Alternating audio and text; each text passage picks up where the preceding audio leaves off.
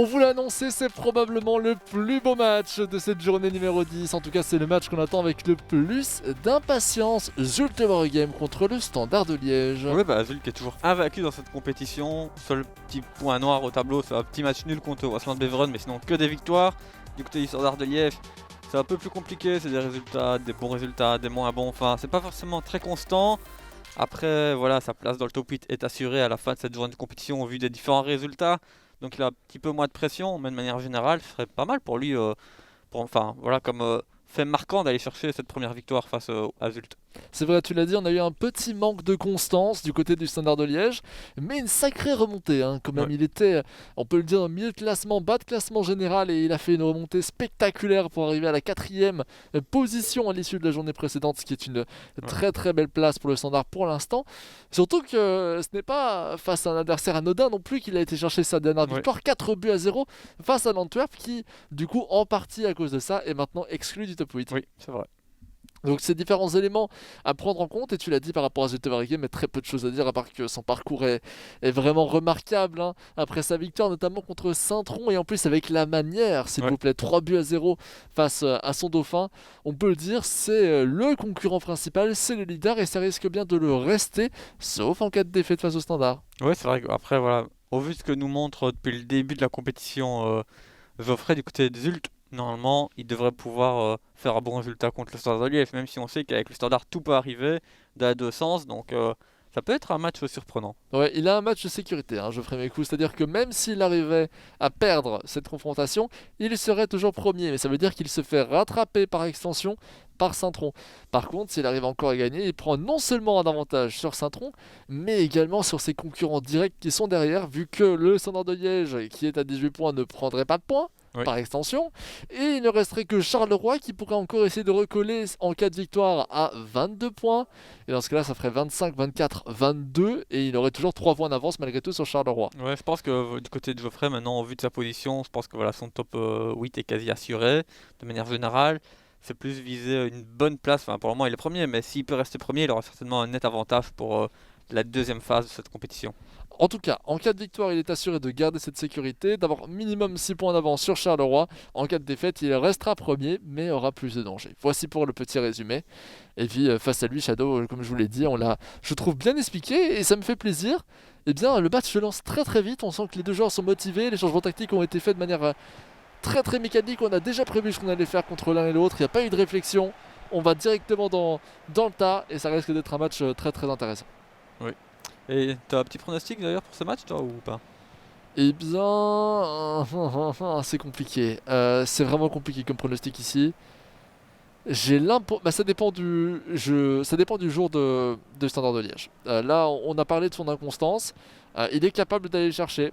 Comme il est capable de se prendre une raclée, et je le dis de manière sans consonance, sans connotation derrière, c'est vraiment le côté, il y a moyen que Zulte Waregem reproduise les mêmes exploits que face à Saint-Tron, mais sur un très beau jour, Standard de Liège va pouvoir peut-être l'emporter face à son adversaire. Ouais, je pense que c'est surtout le premier but qui va être déterminant dans ce genre de confrontation. Ouais, c'est ça. Exactement. Et pour l'instant, c'est Zulte Waregem au ballon. Avec Dompe, tout est possible. Ça pourrait également mettre un match nul, mais je vois pas un 0-0 par contre, ou un 1-1. Je pense qu'il y aura quand même pas mal de buts. S'il doit y avoir des buts, je pense qu'il y en aura pas mal. Sissako. Sissako toujours. On vient aller chercher Desmet pour Armenakas qui a tenté de lever ce ballon et passer Pavlovic. Mais il n'est pas parvenu à le faire. Le Standard au ballon avec Shamir. Shamir pour Tapsoba. Et Tapsoba qui prend un petit peu de vitesse. Le petit râteau, on sait que le grand danger auquel Zulte Waregem va devoir faire face, c'est les qualités offensives. Ce sont les qualités offensives du Standard de Liège, de Quentin Van de Wattine. Surtout qu'elles ont fait ses preuves encore durant la journée précédente. Je vous l'avais dit, 4-0 face à Antwerp. C'était une performance assez phénoménale. Oui. Les deux ont fait des performances phénoménales d'ailleurs. C'est vrai, mais celle de Zulte face à Saint-Tron, c'est quand même peut-être un petit peu mieux que face à l'Antwerp. Ouais, parce que l'Antwerp, on avait déjà des doutes à ce moment-là concernant sa légitimité dans le top 8 au vu des matchs qu'il avait pu proposer auparavant. On sentait que il allait sûrement être dérangé, qu'il nécessitait encore un match un petit peu clé face à un joueur important du top 8 pour se dire oui, l'Antwerp est vraiment bien où il est.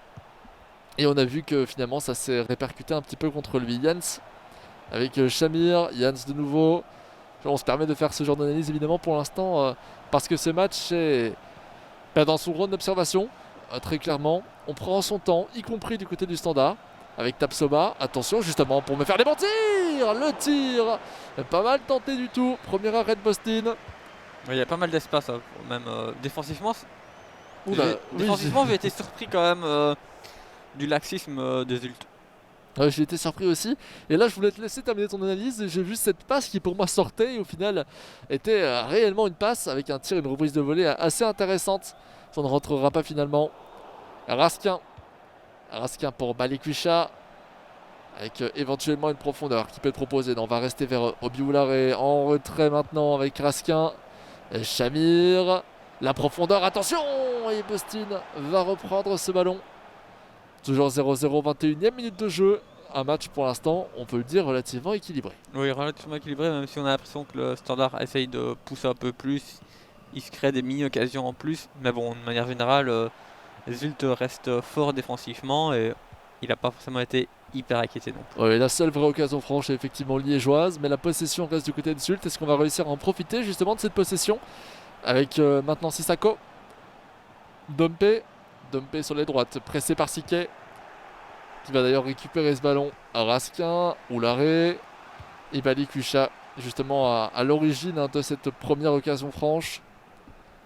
Pavlovic, et à droite peut-être, et c'est fait avec Jans, Shamir, Lestienne et Tapsoba, qui est pressé tout doucement mais sûrement par De Buyser, et c'est assez rare que pour être souligné, on voit le centre de Liège avec une possession plutôt longue. On sait que c'est un joueur qui aime aller vite vers l'avant, créer directement de la surprise, de la vitesse, c'est ce qu'il a essayé de faire, mais là ça a été récupéré par Zult. C'est vrai que c'est pas forcément ce qu'on voit habituellement du côté liégeois, mais après, si ça lui réussit, pourquoi pas. Oui, absolument. Dompe, Sissako, on revient vers Oparé, et on va sûrement changer d'aile. Non, c'est bien bloqué le changement d'aile aussi, à part sous transversal, et encore que un bloc du Standard de Liège qui est plutôt haut à son habitude. Belle profondeur pour aller chercher Dompe ici. Dompe qui continue sa course et qui a failli gagner son 1 contre 1 face à Gavori. Il récupère ce ballon. Armenakas. Attention à la fin de De Smet. Et le tir de De Smet. Ah, c'était pas mal tenté malgré tout. Oui, il a fait ce qu'il fallait. Après, c'est juste que le ballon passe juste à côté du premier poteau, mais pour le même prix, ça aurait pu être but. Attention à cette perte de balle immédiate sur le dégagement du gardien avec Armenakas pour De Smet. Le centre et Srarfi, incroyable. Très très beau but de la part de Srarfi. Il faut la mettre, cette reprise de volée. Quel saut, on peut le dire. Ah, ça va faire probablement un peu de mal au Standard de Liège. Mais c'est bien réalisé de la part de Zult. On rappelle que c'est parti d'une grosse perte de balle. Ouais, comme quoi, de temps en temps, faut toujours être attentif. Et une bête perte de balle derrière, ça peut arriver. Enfin, mener un but directement, et dans ce genre de match, ça peut pas arriver. J'ai eu l'impression de voir un sport de combat, vu la reprise de Srarfi. Super bien réalisé, et tu l'as dit, ça ne peut pas arriver. La dernière fois qu'on avait parlé d'actions comme celle-ci, c'était dans des joueurs qui étaient lanterne rouge et on le justifiait par là. Lorsqu'on est 4ème au classement général, ce genre de choses ne peut strictement pas arriver, mais il faut souligner le bon pressing de Zult qui a réussi à surprendre l'adversaire grâce à son bloc. Ouais, c'est vrai. Shamir,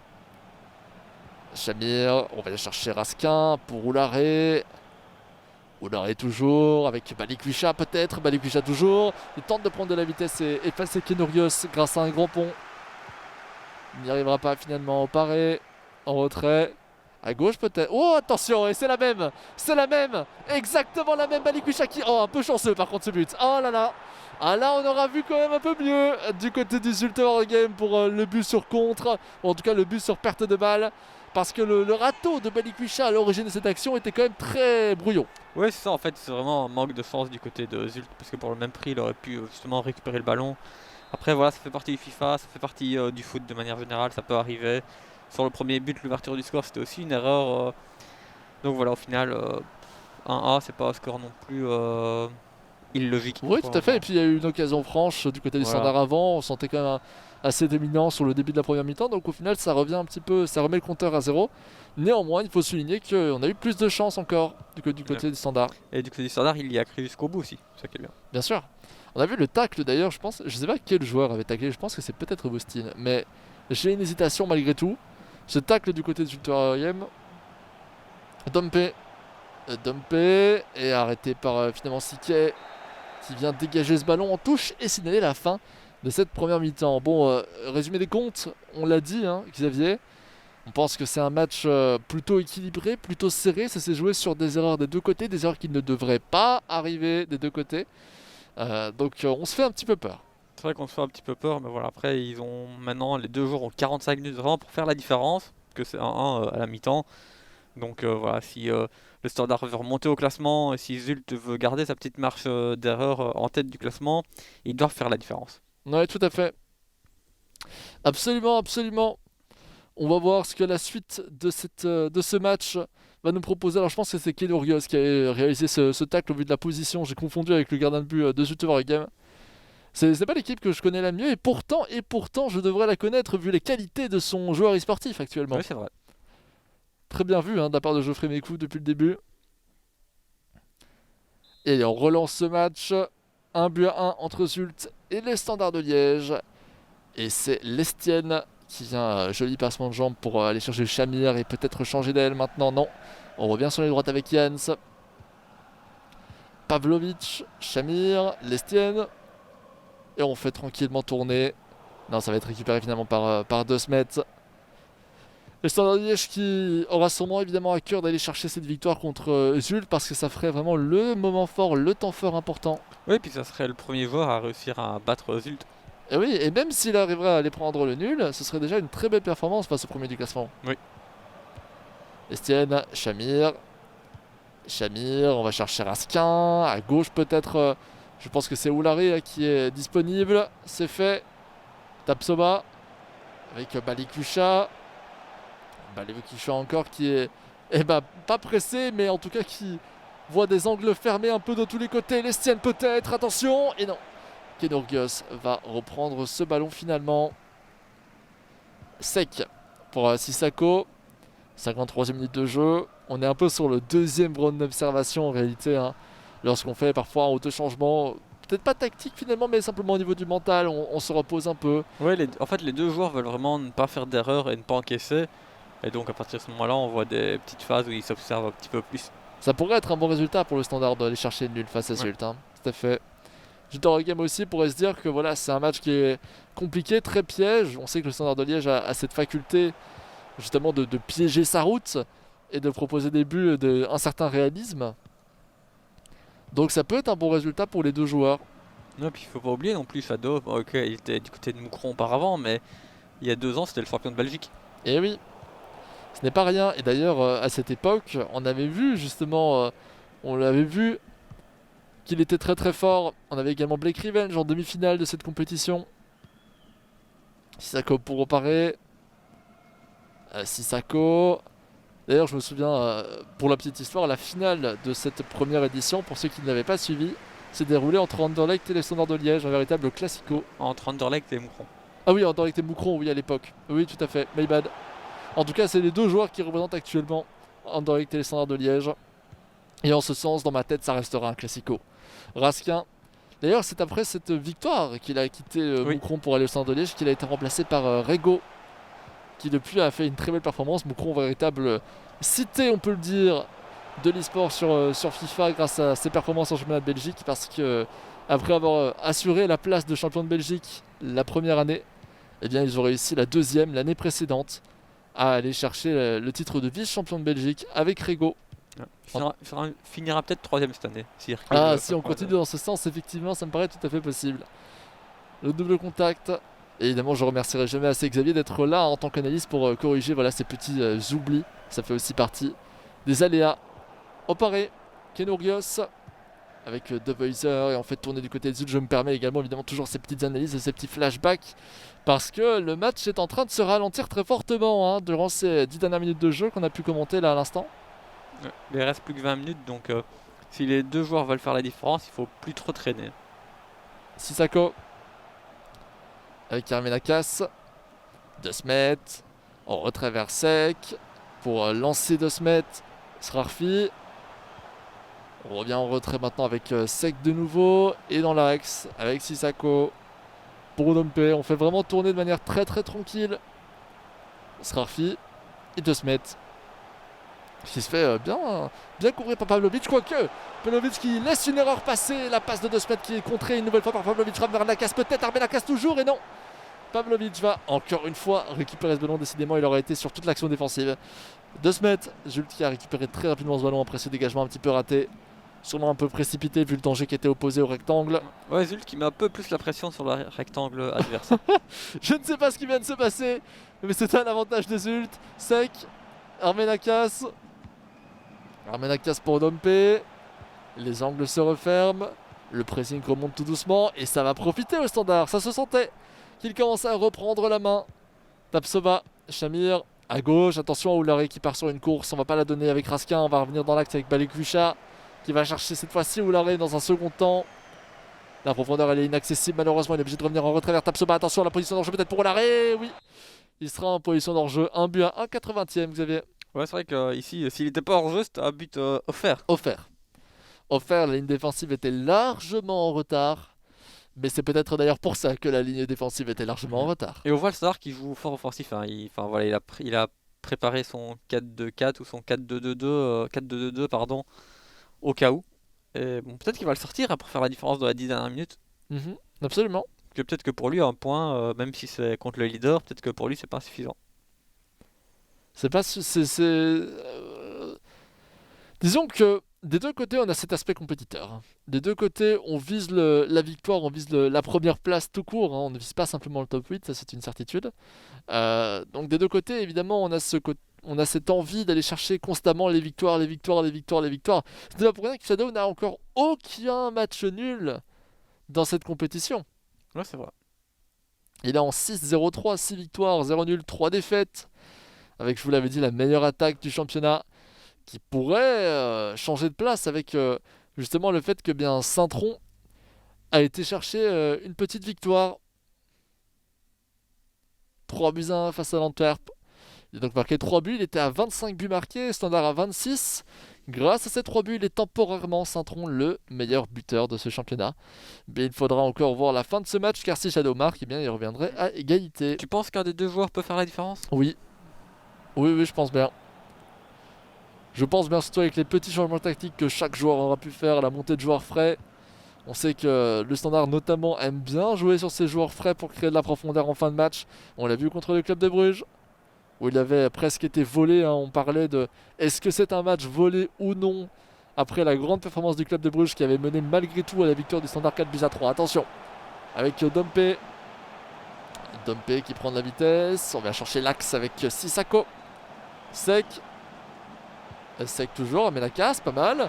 Armenakas qui lève ce ballon, oui. Eh bien je vous en parlais, incroyable. Zulte Game qui marque directement après la pause et fait la différence de but à 1. Mais attention, ce n'est pas terminé, les changements tactiques qui vont être faits des deux côtés. Tout est encore possible. Après un très très beau but à l'action, franchement. Parfait. Très bien joué.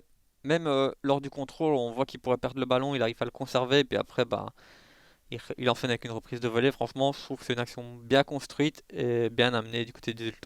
Parfaite, hein, vraiment une très très très belle action de la part de Zulte Game. Et ça va être compliqué à entendre parce que là où Standard de Liège avait fait une belle performance, on rappelle qu'il affronte le premier au championnat, avait réussi à montrer de très très belles choses. Je pense qu'il va être déçu s'il ne parvient pas au moins à aller chercher le nul dans ce match. Regardez cette reprise de volée décidément. Et c'est après ce rarfi. Par contre, je pense que si le Standard perd le ballon, à mon avis, il ne le reverra pas avant la fin du match. Ouais, c'est possible. On sait qu'en plus, c'est une de ses qualités. Mais attention que le Standard a aussi une bonne qualité, c'est le pressing. Klaus qui va chercher Shamir. Et Shamir pour Sylvestre. Balikwisha, attention, et non, c'est intercepté. Ça revient de Carcella. Attention, Balikwisha, le tir arrêté finalement par la défense de Zulte qui va jouer très tranquillement, mais le pressing du Standard de Liège est très très haut. On est obligé de faire une passe lobée vers l'avant avec Corey, justement le buteur de la reprise de volée, qui tente de prendre de vitesse son opposant. Il part au poteau de corner, hein. Il part 100% au poteau de corner et ça va être récupéré. Et finalement ça va aller à l'encontre de ton pronostic, Xavier, ouais, puisqu'on aura une dernière action qui sera entérinée comme ça. Attention quand même, attention. Il y a peut-être moyen de mettre une grosse balle vers l'avant ici, avec la prise de vitesse de Siquet. Ah, c'est pas terminé. C'est pas terminé. Dernière action, Balikwisha Balikwisha pour le Standard de Liège, éventuellement pour aller chercher, arracher le nul face au premier du classement général maintenant avec Carcella. Carcella, attention, non. Ah, c'est fini. C'est fini l'erreur du Standard de Liège et la victoire de Zulte Waregem. Et c'était un match compliqué, hein. Ouais, même on s'est fait peur quand même à la fin du côté des Zulte. Ah, quel match. Quelle confrontation. C'était très très très très très chaud et jusqu'au bout on a vu le Standard de Liège pousser pour aller chercher le nul. Et ça s'est joué vraiment sur des détails, et c'est dans les détails que Zult performe le mieux. Ouais, c'est vrai que bah, voilà, je pense qu'encore une fois, Zult a très bien géré son match, il a géré ses moments forts, ses moments un peu plus faibles, il s'est pas forcément mis en difficulté, même quand le standard presse un peu plus haut et qu'il avait la possession. Donc au final, bah, je pense qu'il a été chercher la victoire de la meilleure des manières. Il a Oui, bien tout fait à ça. fait. Très très belle performance de la part de Zulte Waregem, alors que vous avez devant vous le tableau des scores et il ne restera plus qu'un seul match, avec notamment le joueur dont on parle depuis le début de cette journée de compétition, avec les capsules Malines contre la Gantoise, et puis l'ensemble des scores sont devant vous, avec notamment les grandes surprises, je vous les répète, la victoire d'Anderlecht face à Courtrai, 1-0. Ici même on pourrait parler, peut-être pas de surprise, mais en match choc, la victoire donc 2-1 de Zult face au Standard de Liège, et puis les très belles performances, même si vous ne les voyez pas toutes les deux PN qui vient chercher les 6 points à la fois contre Ostend et contre Wassenbeveren dans un match qui avait été postposé durant le match des précédents. Et pour un aussi beau match, il est évidemment très très très important d'avoir des interviews sur ces deux joueurs. On l'a dit, c'était le match phare et on va évidemment en profiter. Et on va commencer par parler aux gagnants. Je vais switcher en anglais. Ne vous inquiétez pas, moi et Xavier, on traduira tout cela juste après. Hi Geoffrey, how are you? Hello. Yeah, I'm good now. We feel it. Last time, during the last interview, you said, "Oh, I was really prepared for that match against Zero." It was the same there. Another preparation. I tried to prepare the same way, but I had not so much time this time to be fully prepared. I didn't really like how the match was going. I wasn't playing really good this match. Why? Like when I played my warm-up game, I just didn't have a good feeling in the game today, and yeah, I also felt it in the start of the match. I was keeping the ball too much, not going forward enough. But yeah, I knew I just had to stay in the game and try to still get a result. And yeah, I did it pretty well in the end. Yeah, absolutely. Really well. Thanks, Geoffrey, for this time and good luck for to stay first in the competition. Yes, thank you. Et donc, petite traduction, Xavier, alors on a commencé par lui poser très simplement la question, est-ce qu'on a eu la même préparation que face à Zairor? Est-ce qu'on a eu encore un peu la même chose? Et il nous a dit qu'il avait un petit peu moins de temps cette Ouais, fois, voilà, Xavier. qu'il avait un petit peu moins de temps pour bien se préparer, qu'il aurait bien voulu se préparer aussi bien que pour Zaire, mais il n'a pas forcément eu le temps avec son emploi du temps, et qu'il se sentait pas forcément bien dans son match aujourd'hui. Même dans son petit match d'échauffement avant, il sentait que aujourd'hui, le jeu, c'est pas forcément pour lui. Et même pendant le début du match, il l'a remarqué également aussi. Et puis après, il s'est juste dit, je vais essayer de garder le résultat, même si c'est pas forcément mon meilleur jour. Et au final, il a quand même réussi à aller prendre les 3 points, donc il est très très heureux. Ouais, bien sûr, et il a quand même réussi à aller chercher cette victoire. Et puis un point aussi qui était assez important, c'est qu'il avait l'impression de toujours posséder la balle, rester assez en retrait, de ne pas assez aller vers l'avant. Et finalement, bah, ça a quand même réussi à marquer les 3 points. Et puis maintenant, passons donc au perdant de ce match. Bonjour Quentin. Salut, ça va? On le voit, on le sent, la déception évidemment, aussi bien dans ta voix que dans ton visage. Qu'est-ce qui t'a manqué? Bah, je pense que j'ai fait ce qu'il fallait, hein. Malheureusement, la dernière passe, 2 fois en première mi-temps, je peux arriver en face à son gardien. Et bah, je demande une passe, on va dire, assez facile à mes joueurs. Et malheureusement, 2 fois, ça a été trop long.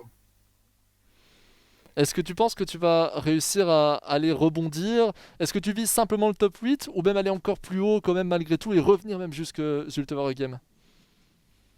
Bah, je pense que l'objectif principal est d'être dans le top 8, hein, qu'on soit premier ou huitième, je pense que ça change strictement rien. Peut-être un peu pour la confiance et encore, puisque une fois que les playoffs vont commencer, c'est carrément un nouveau tournoi, je pense. Donc au final, être premier ou huitième, ça n'a pas trop d'importance, vu que à la fin, tout ce qu'on retiendra, c'est celui-là qui va gagner les playoffs, hein. Merci Quentin pour ce petit message et bonne chance pour le reste de la compétition pour atteindre ce top 8. Merci. Et donc, voici les différents éléments. On a eu cette petite interview plutôt intéressante avec voilà, 2 points de vue opposés. On voit d'un côté le côté heureux, de l'autre côté la déception. C'est vrai, bah voilà, après c'est un peu logique aussi. Il a pas fait un mauvais match, Quentin, mais malheureusement, ça a un peu plus tourné du côté de Zult. Puis même de manière générale, le premier but que Zult met, c'est un peu une erreur de Quentin. Et puis l'égalisation de Quentin, bah, c'est aussi une grosse erreur de Zult aussi. Donc au final, quand on regarde tout le match, même si Quentin n'a pas eu énormément de chance, je pense que c'est quand même plutôt une victoire méritée de Zult. Tout à fait, absolument. Et bien, c'est l'occasion de lancer parce que le match qui va suivre concerne les capsules que l'on vous montre depuis le tout début de cette journée de compétition. Vous verrez s'affronter Malines et la Gantoise. Et pour suivre tout ça, avant cela, on aura la petite dernière des capsules justement sur Miran. Profitez-en bien. Et puis, si vous ne les avez pas toutes vues ou si vous voulez simplement les revoir, vous avez une vidéo YouTube complète avec l'ensemble des capsules réunies en une seule. Allez voir sur YouTube, vous la trouverez très très facilement. Eleven Sport Belgium. Et puis pour tous ceux qui nous suivent plus en direct, c'est maintenant, c'est tout de suite, c'est la capsule.